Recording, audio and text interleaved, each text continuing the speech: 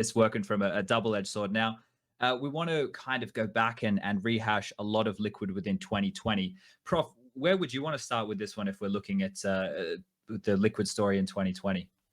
Well, I guess probably with the kind of the shift to online, because that's where like the bad part, I guess, started at the beginning.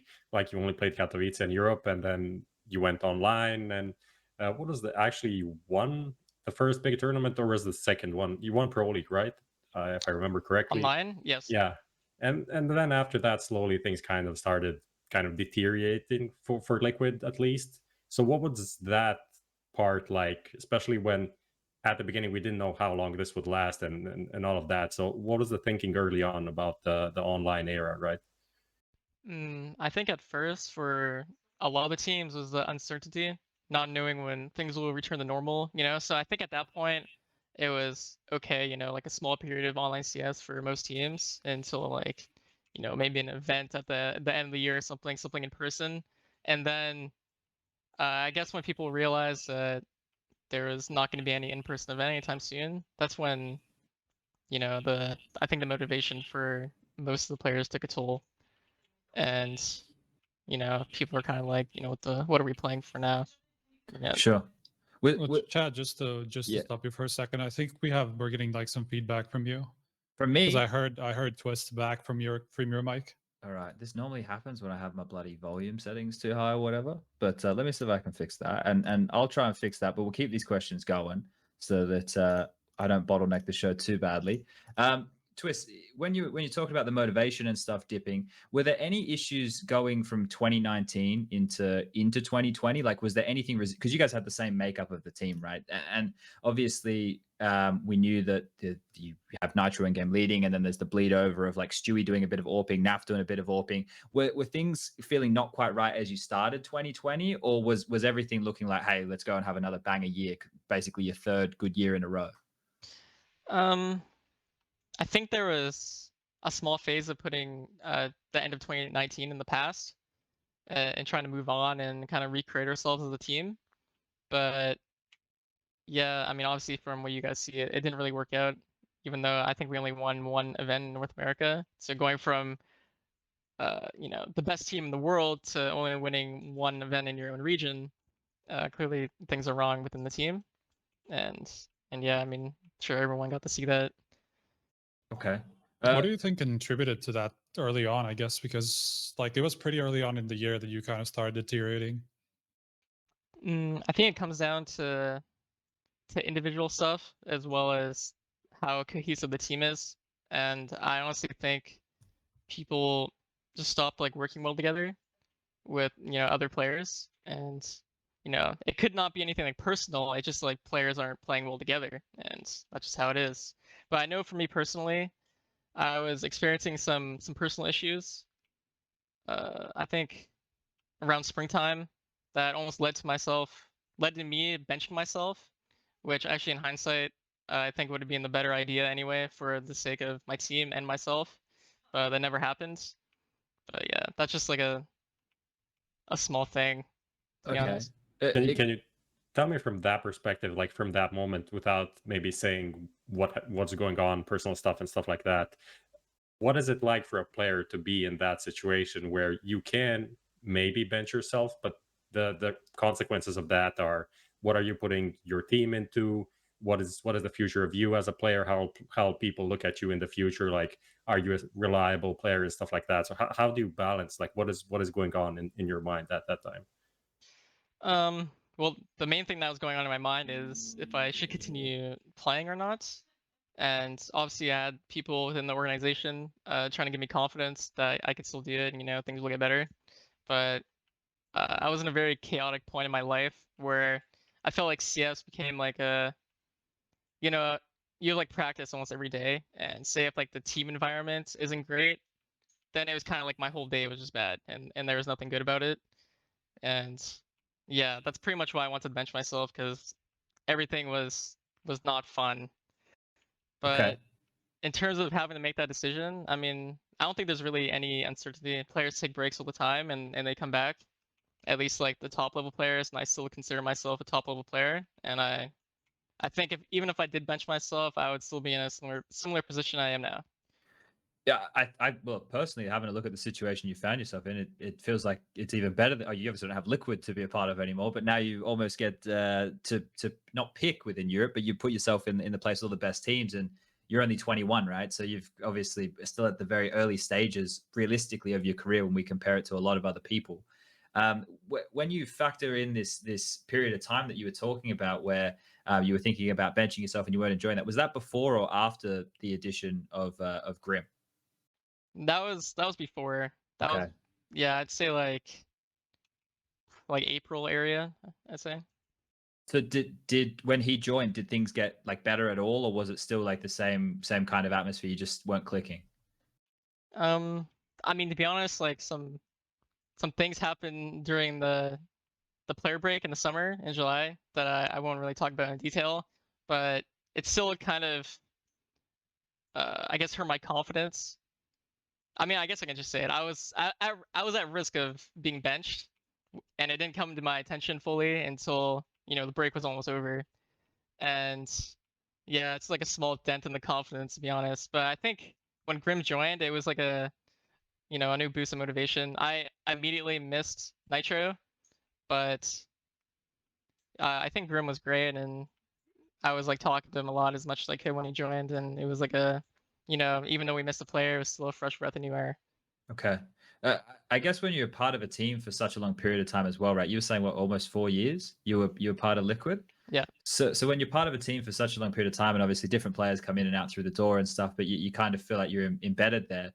Now that you've been able to take a step back from those moments that we're talking about, like where you weren't feeling motivated, and or you were wanting to bench yourself, or you heard that you might get benched. Now that you step back and look at all of it, do you think this was just as something that would have happened regardless of the whole global situation of COVID and stuff, or do you think like that helped compound the issues that led to this? Sorry, can you repeat the question? Basically, like, do you think that COVID helped accelerate these issues? Because we've seen a lot of people in 2020 go out with burnout because they were just playing so much in COVID. Do you think that kind of had the same impact on you? Yeah, I think most things from COVID, our issues definitely accelerated, and I'd say it definitely accelerated my personal issues. And I mean, obviously, I couldn't really do much about it. I think if anything, it affected the team more, I'd say, than individually. I still think about, what if Nick never like stepped down and we like ended up boot camping in North America or something? Maybe the 2019 NA Dream lineup would still be there to play today. But yeah, All right. we'll never know. Well, So with that in mind, I'm just wondering about what the thinking was even behind kind of those changes early on, with Moses coming in, and before that, obviously Grim when Nitro went out. So yeah, what was just the aim with those changes, really? I think Nitro is pretty unhappy playing, and he just found like CS like dull, and he wasn't happy with like the team environment. And I mean, if you look at him now, he's happier than he ever was, to be honest. Well, probably not as happy as he won the Grand Slam, but he's up there, and he's really enjoying his time in Valorant. So I think it was a good personal decision for him. But I think the change with the coach thing was just because we felt like the thing is, I feel like we traded off, like losing Nick, we lost a lot of like the strategic side, because he was like a player that he was well-rounded. He's probably one of the most well-rounded players in all of CS. He could do literally anything, and we lost him. And then we also replaced Dren, which was our strategic coach, for a coach that's more like mental and tries to keep you like in the vibe for everything and like positive reinforcements. And I guess like looking back at it, it's quite the trade-off to lose your strategic coach and also your strategic player at the same time, and end up with like not like a rookie, but a player that's pretty unexperienced in terms of tier 1 CS, and have their attribute be like entering and stuff. Yeah, okay, I get it. It didn't add a lot more depth to the team. No. Yeah, okay. So that would have been a difficult one. Prof, did you have anything you want to jump in with here? Yeah, no, I think we can continue on. But about Grim, I just definitely say he's a rookie, like considering his experience. That's like a classic rookie in my example. So yeah, fine with that one. So, What about from the opping perspective? Obviously, at the time, people would have expected you know, to change Nitro either for an in-game leader, as Or they an did AWP, now, yeah. obviously, or an opera as they did now, I guess.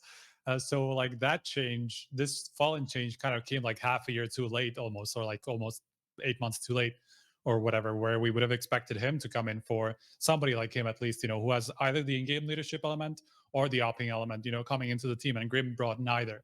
So why did you think that wasn't an issue at the time, I guess? Well, the thing is, I think people were pretty aware that it was an issue, but I guess the options that we wanted were nearly impossible to obtain, to say the least.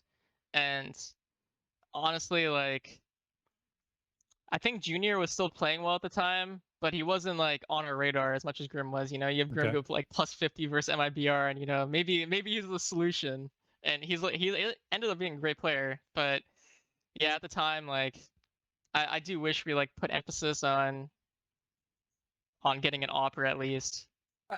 I wouldn't mind digging into that just for a second, because you guys basically operated for the better part of 2 years without a primary AWPer in the traditional sense that we see with the other top teams, right? Obviously, at the moment, we've got Vitality with Zywoo, we've got Na'Vi with Simple, we've got Astralis with Device. You guys had Nitro doing it. Obviously, you said he can do everything. He looks like he made a lot of sacrifices for the team. Stewie looked like he was picking it up a little bit, same as NAF, right?